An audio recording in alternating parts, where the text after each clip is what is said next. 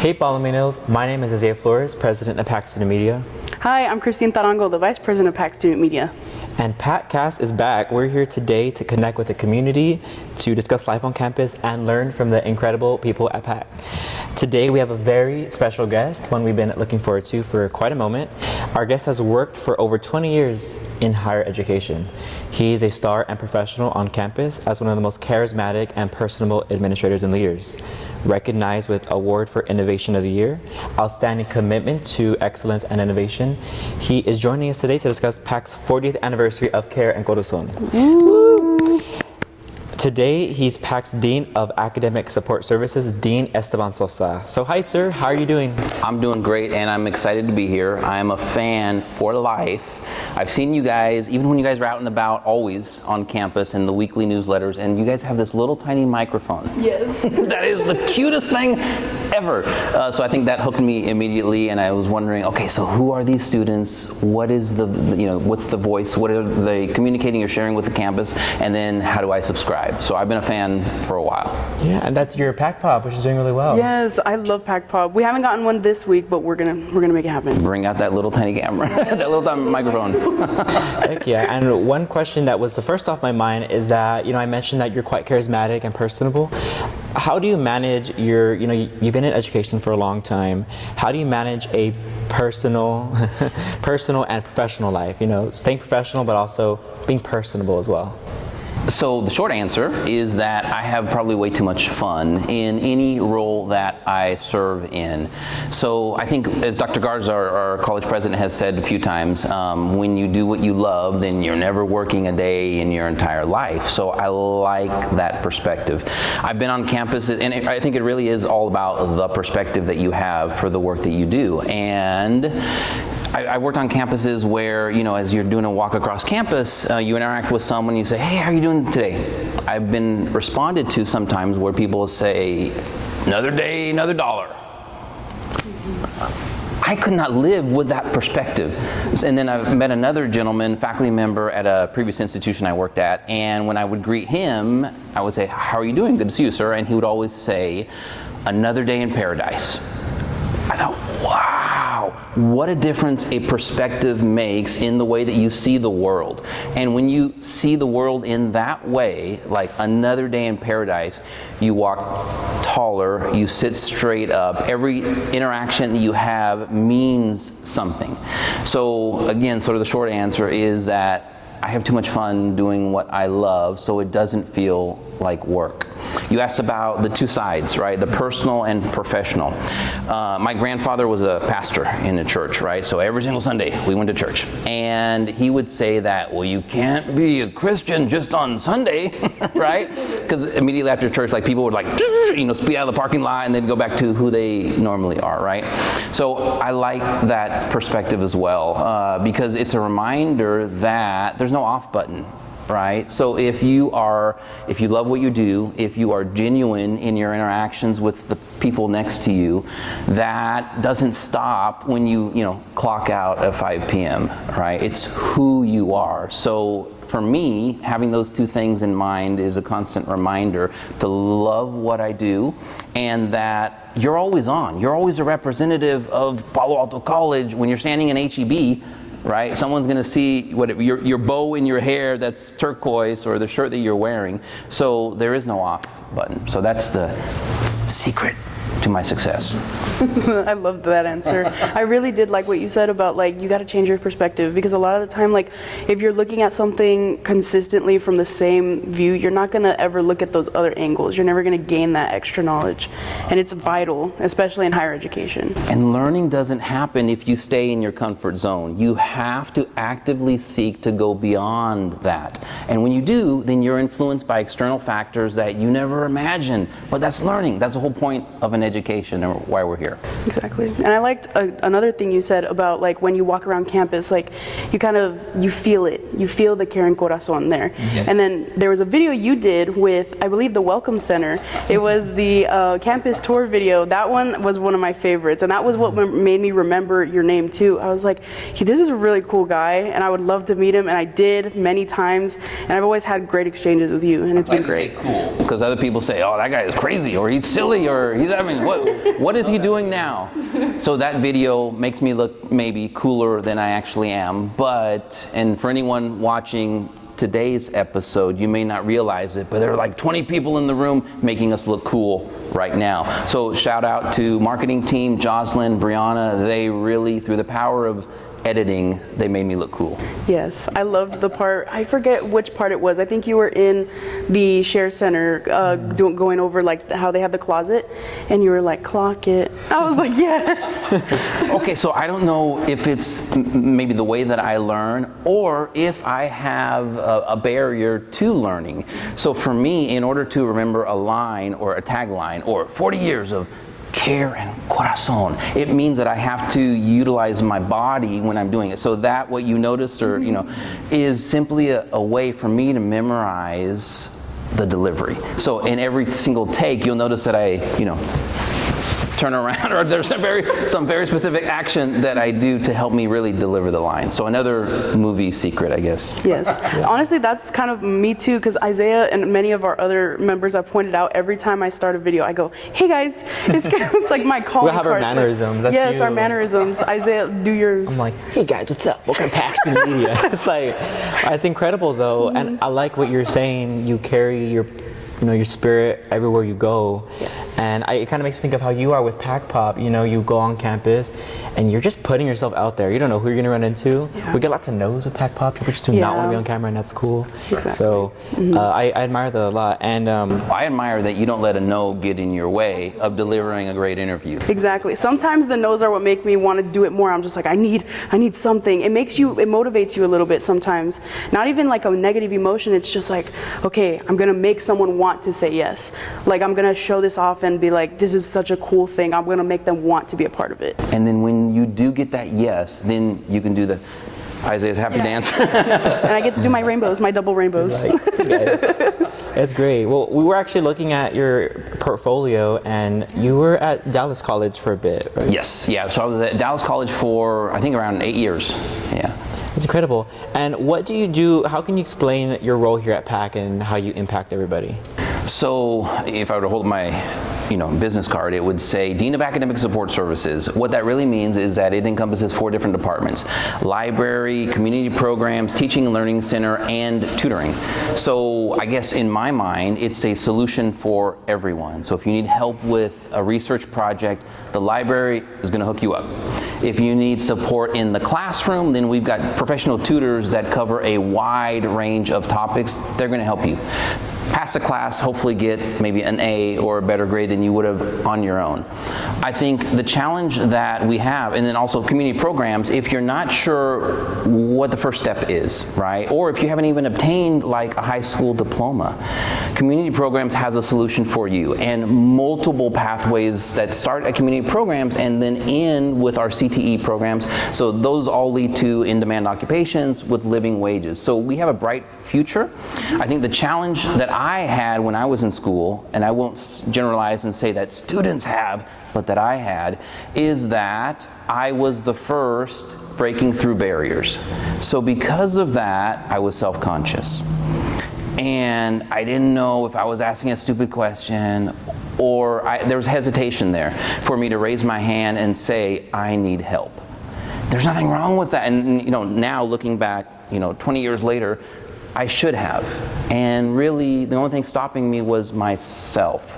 So I want to ensure that every single student at Palo Alto College knows that we have a variety of resources for them to ensure their academic success. So that's what I do. Gotcha. Yeah. And so there's been some character development there. So at one point you were the student who couldn't ask questions, and now you're on the other side. What is that like? So I think I'm still the student. So every night, I think for the past, I think I'm on day 90 now, I've been doing Duolingo. And I've been learning Japanese and more Spanish than I currently know. So I think it's embracing being a lifelong learner, really. That makes you someone in academic, right? So I don't stop learning. I still have that mindset, and I'm still bringing something that I picked up from, if I did this in Khan Academy.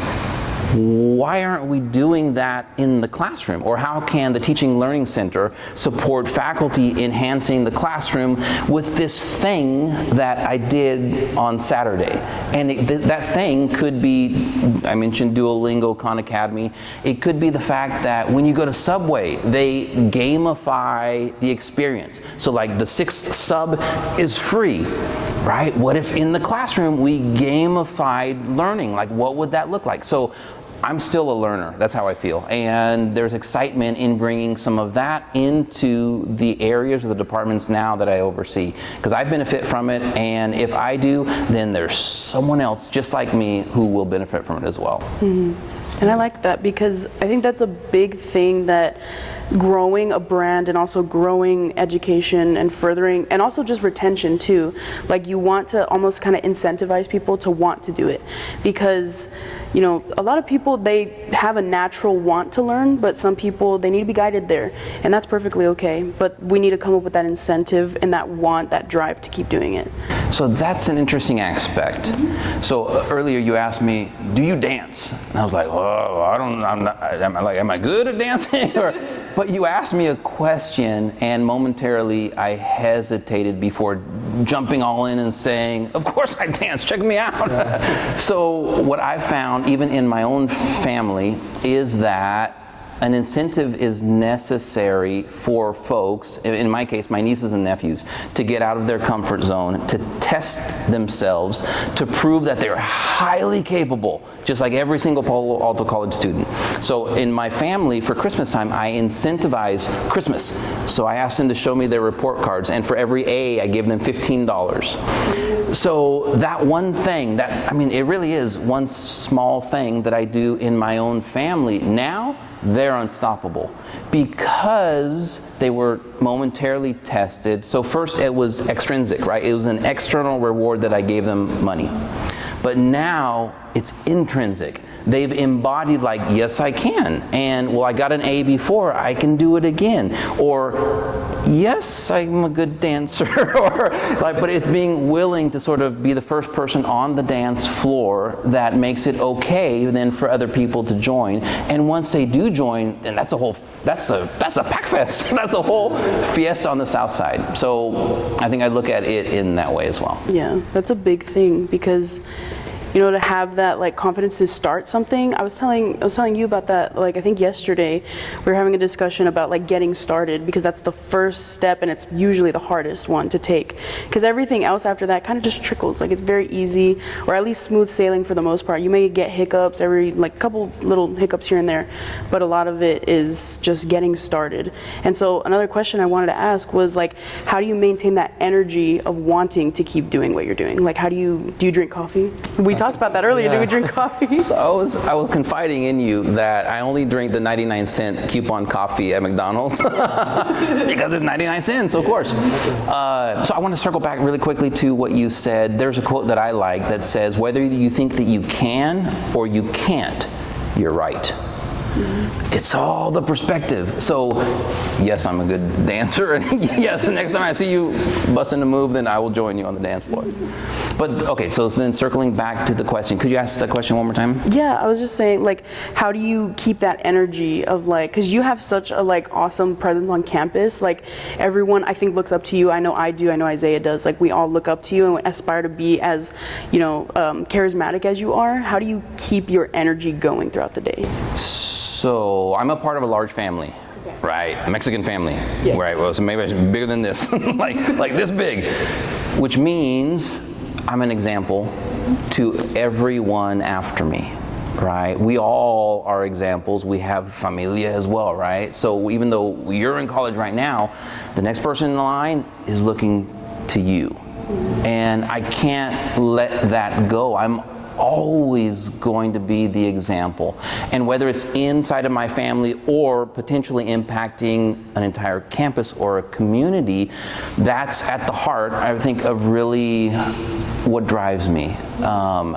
I know that my starting point in life was sort of down here. And I say that because I'm an immigrant to this country. I grew up on a farm. farm, and English wasn't my first language. So all of these obstacles and barriers that one must overcome in life. You have to be okay first, or you have to know that you are unstoppable first.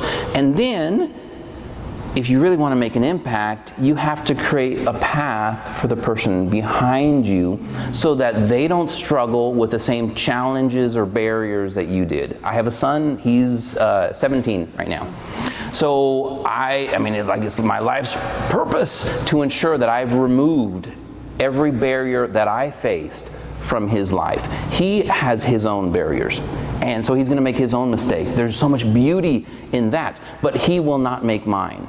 So it's my responsibility to ensure that the person next to me doesn't suffer maybe from the same things that I did when I was growing up. But at PAC, it's easy. It's easy to be excited about what you do because of who you do it with, right? There's energy amongst your tribe, right? And when you find a tribe or somewhere, a familia at PAC, we say, right? 40 years of care and corazon. People are forever tied to this institution, what it did for them, the community that it serves. Like, that's worth fighting for. So at PAC, the way that I stay positive and energized is that there's always something happening, right? So I try to sneak away from my inbox or from a meeting a little bit to attend an event on campus. And this week alone, multiple events on campus. So there was a book reading, read and share event in the library. There was a visiting scholar that I just met just a few moments ago. There is tomorrow, there is Black History Month, the dance celebration in the amphitheater. Yeah, Songs of Freedom. I think. Yeah, correct. So that was today as well, right? So you want to be excited about what you're doing, or you want to directly connect what you're doing to the bigger picture, you got to get out of the office. Or if I were giving advice to students, it would be you got to get out of the classroom or your comfort zone, or if you're doing online classes, you got to get out of your cubicle, right? You got to connect in different ways that create different opportunities. And by doing so, you will find the day goes by faster, the week, the year. I've already been here now just over 2 years at PAC. Now, 20 years ago, I started in higher education at Palo Alto College. So I spent 5 years in that role 20 years ago. So it's great to be back, and there's no place like home.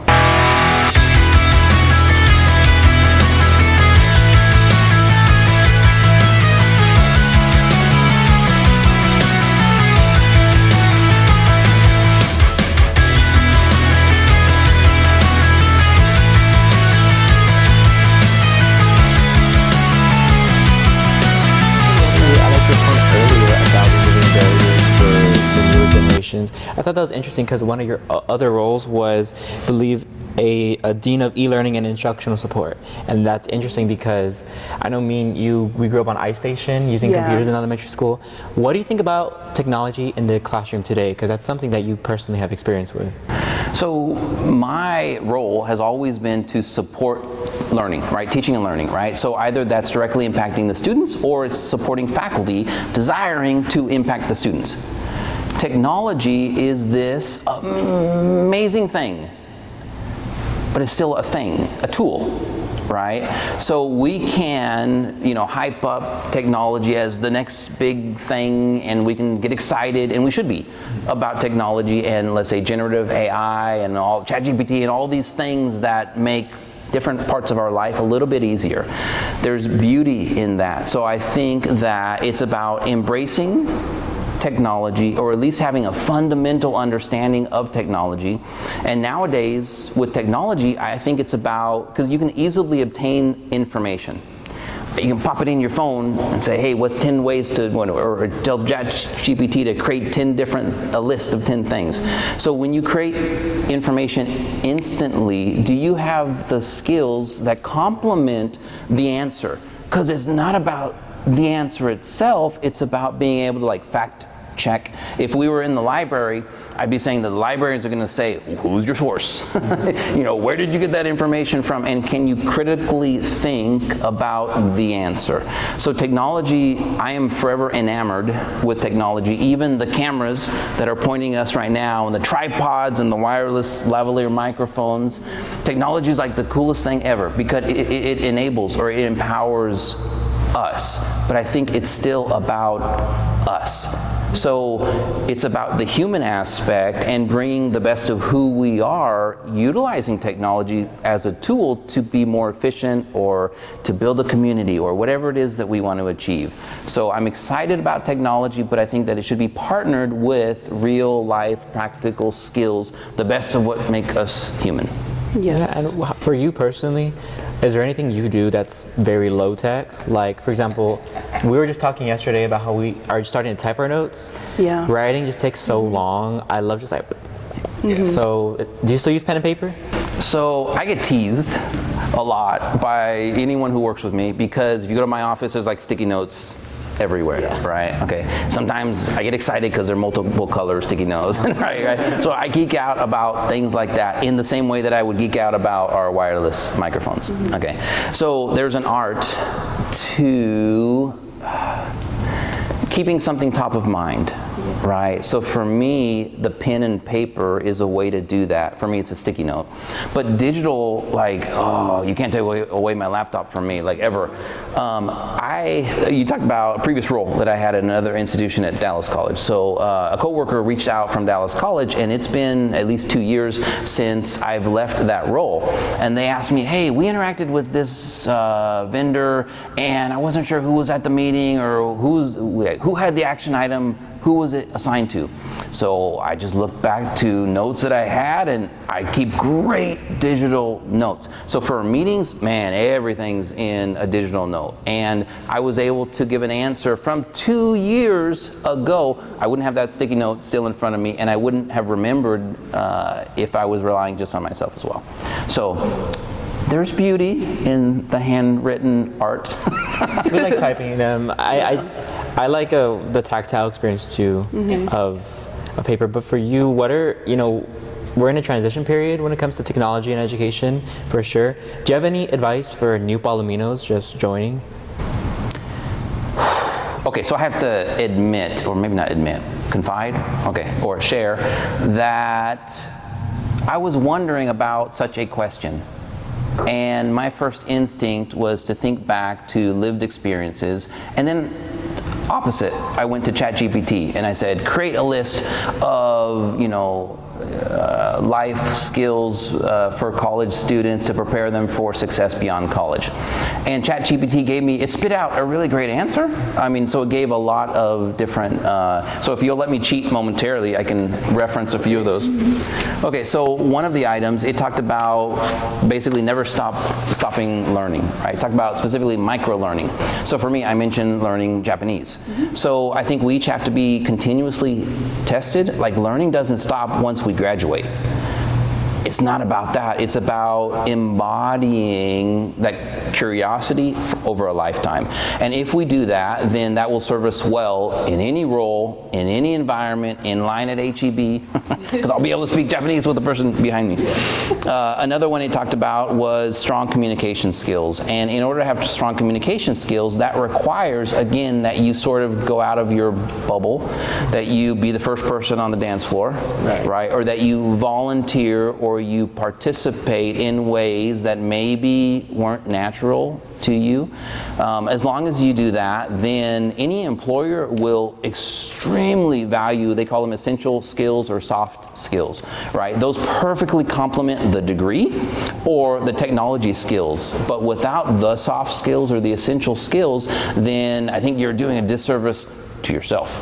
So let me find one other good one. Okay, so the one I really liked was that building a professional digital presence. So that involves, digital presence nowadays, right, and even beyond the college environment is really about, well, for me, maybe I'm incorrect. I was going to say that it's about connecting with other professionals. Right. But I need to correct myself because even my way of thinking is not entirely accurate. I need to be a little bit wider in my embracing of this answer. So digital presence could mean what I was going to say, which is your professional profile, like on LinkedIn. I think that that's a tremendous opportunity to connect with every single one of your classmates now, to connect with all of your faculty members now. Like, you've already demonstrated that you're a hard worker, you're unstoppable, and that you revise what would have been a C because of your revisions, you revised it to an A. You've earned the admiration of your peers and the faculty who teach you. Don't let those relationships slip by. So hold on to them, connect with those people over a lifetime. Like, I'm still connected with the original people that in my very first job from 20 years ago. So don't underestimate the power of your professional network. But I don't want to limit it to professional, because nowadays when you connect with people, it's not just through LinkedIn, it's what you share, your voice, right? And your voice resonates on any platform. So it could be Instagram as an example.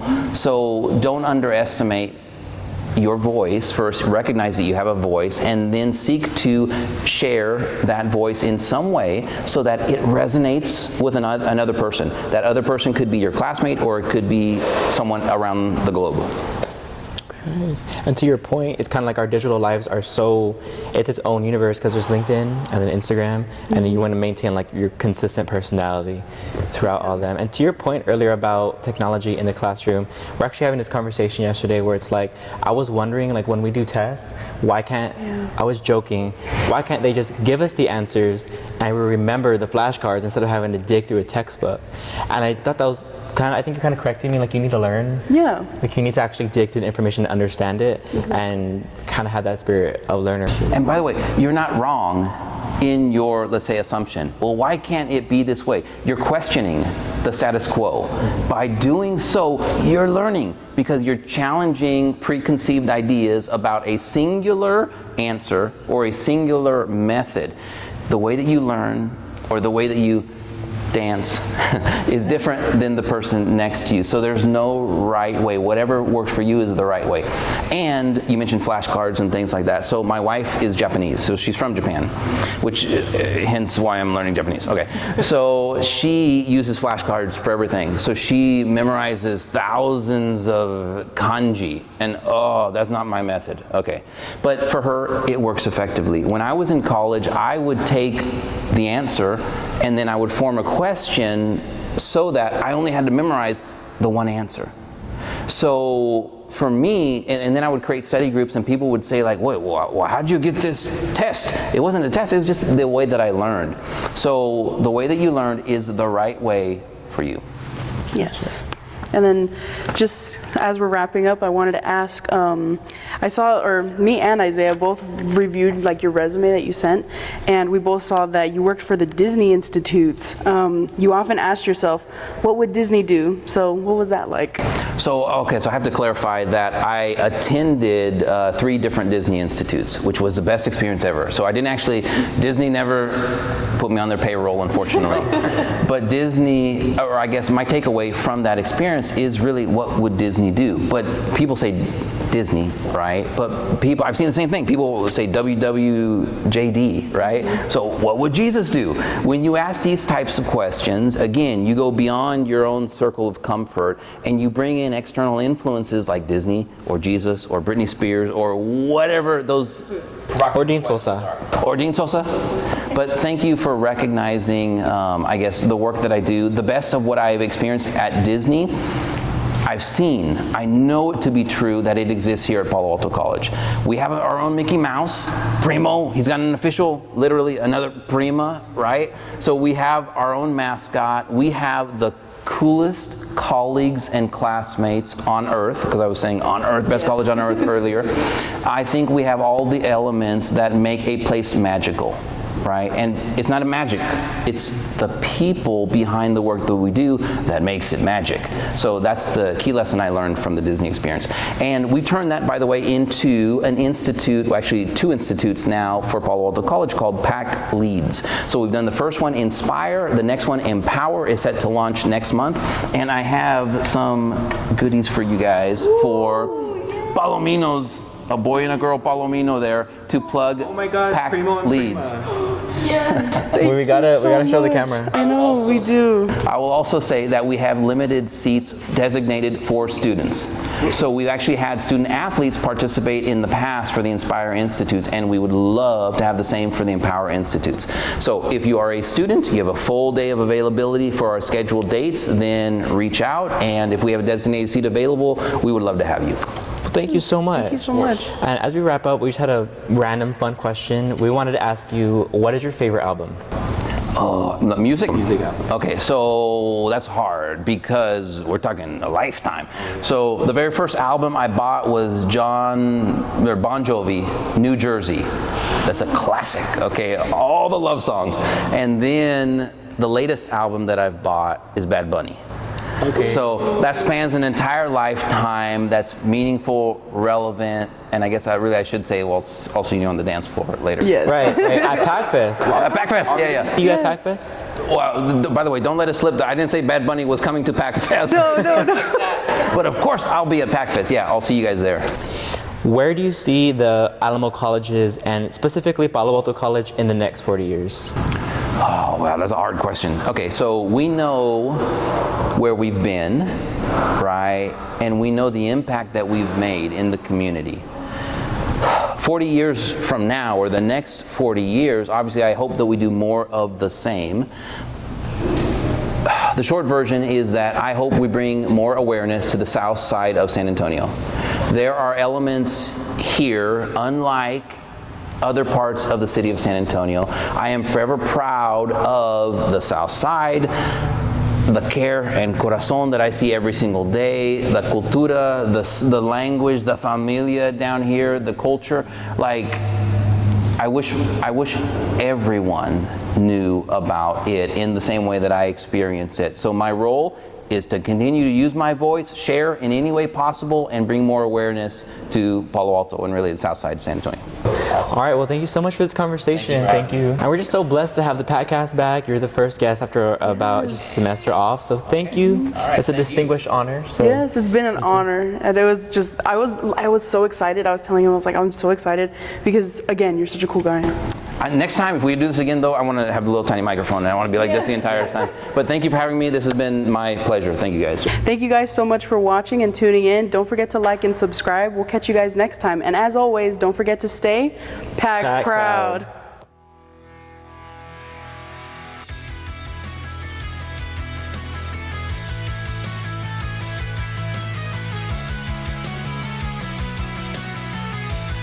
We did it! Like this? Clock it! Wait, can Clock you give us a it! clock? Can we please get Are we doing we all have to do this in.